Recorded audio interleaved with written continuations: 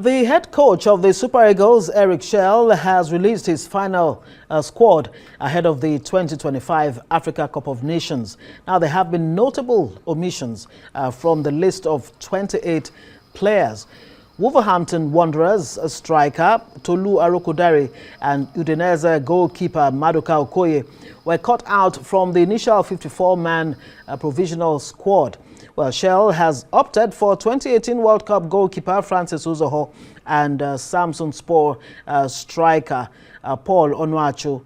Olaino, who is currently recovering from injury, has not been included in the squad, and understandably so. Now, there are 4 uncapped players called up by Shell.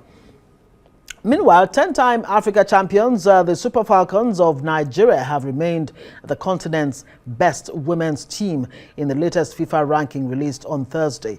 Although Falcons slipped 1 spot from 36th to in last month's ranking to 37th yesterday, the Justin Madugu Awards are head and shoulder above the second best team from Africa. South Africa's Bayana, who also retained their spot as Nigeria's closest rivals on the continent. They were ranked 55th globally. Well, FIFA's latest ranking cycle captures the growing competitiveness of women's football across Africa, with several teams narrowing the gap between continental leaders Nigeria.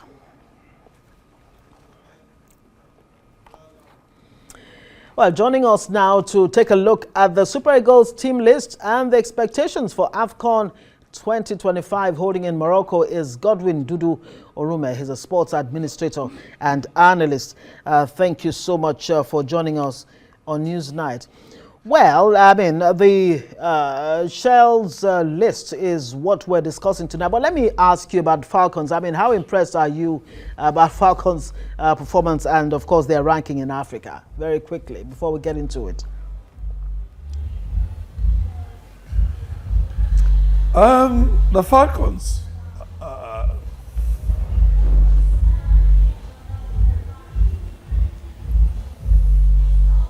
can you hear me?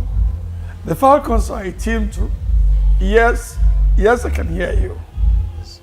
Yeah, the Falcons is a team to reckon with anytime in Africa. And then, of course, on a global level, the transition in the last 10 years has been tremendous. I think that's one team we can count on whenever they go out to play. They're a good side, full of committed players, have a head coach who has a good head on his shoulders. And I think that the Falcons is a good team. Yes, dependable Falcons, always reliable. Thank you very much for that. Now, let's come to the issue of Eric Shell's squad. He's finally announced the list, though some are even saying that list was unsigned, unexplained, and unaccompanied as to why he chose this particular team or, squad. But why do you think this list is controversial?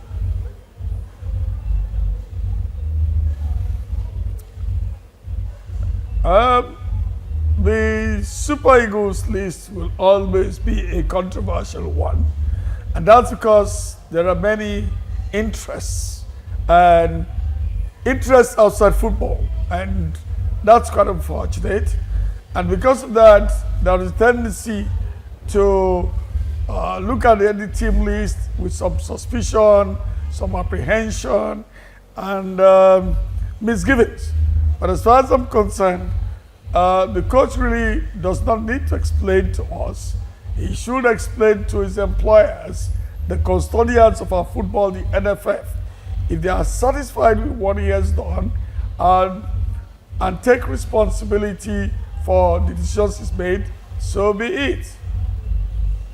Many are wondering whether Eric Shell was under any kind of pressure, choosing and omitting some. Names like Maduka Okoye, for example, who is seen as Nigeria's most valuable goalkeeper globally and only one playing consistently, of course, in the top 5 European league. Why is it not being picked? And I mean, why are you picking some like Obasoge, who plays in Tanzania, for example, who really has not shown much for Nigeria. What do you think is playing out here? What do you think is going on in the mind of Eric Schell as he picks his squad? How much pressure really could he be under? It's been a long time who will not respond to pressures, who will make decisions that make sense to him in terms of selection, game plan, and in-game management. So far, Eric Schell has not impressed me with his delivery at the national team level. But right now, he has a job to do. He's lined up his arsenal, his different warheads, and we must wait to see how he comes up with his team against the opposition at the championship. Yes, Maduka is the most highly rated goalkeeper from Nigeria in football today, but it doesn't necessarily mean he should be #1 choice. Many, many years ago, I had Bokiri, who was second highest goal scorer in Europe, sitting on the bench, while Rashidi Yakini, who played for a lower club in the Portuguese league, was a first choice keeper because his style fitted what the coach wanted to play. So we'll leave Eric Schell to make his decision and wait to see the results. Yes, there are a few other persons who are in the team and you wonder what they're doing there. Well, let's look at it this way. That maybe they're part of a long-term plan. It's not going to use more than 18 players in the entire tournament. That's the honest truth. It's going to start with 11 players, make about 4 or 5 substitutions. So there are some players who are never going to play, but they could do with the experience of being at the tournament. I mean, enjoy the pressure, if you like, savor the atmosphere, and come back, stronger and better players, having been to the World Cup. I mean, a very good example was in World Cup 90. 70-year-old Ronaldo de Lima was in the squad. He didn't kick the ball. But by the time he came back to the World Cup at 21, it was sheer magic. Maybe that's the sort of thing Eric Schell is looking for. But I would not dismiss or discountenance the fact that he may be under pressure to play certain players. That plays out all of the time. A few years back, when I was quite involved in the everyday arrangements, I could tell you who the interests or influences were in team selection. But that's not what we're talking about today. We're looking at a team that probably is selected based on immediate need, mid-term needs of the national team, and some to be in the squad may not necessarily play, but be part of a workforce that is going to a competition to give its best. Right. We hope this squad can actually deliver. But 2 very critical issues that I want you to address very quickly, if you can.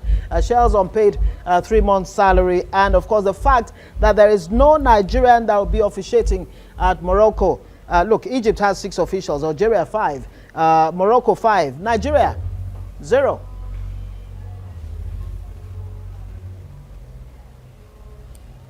Well, the issue of salaries has been a perennial problem.